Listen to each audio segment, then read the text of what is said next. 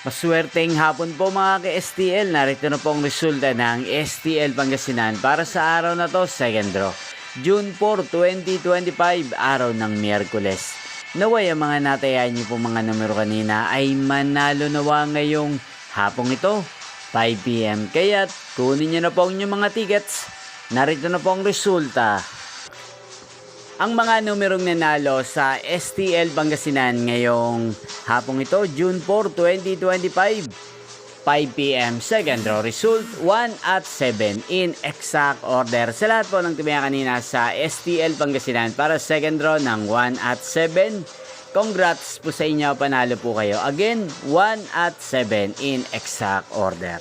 At ngayong hapong ito sa STL Pangasinan, natin pong i-shoutout si Ate Queenie ng Pangasinan na nanonood din po sa channel na to.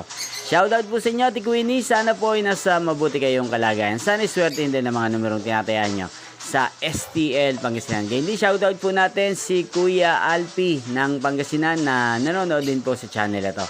Shoutout po sa inyo. At sa lahat po ng mga taga Pangasinan, shoutout po sa inyo.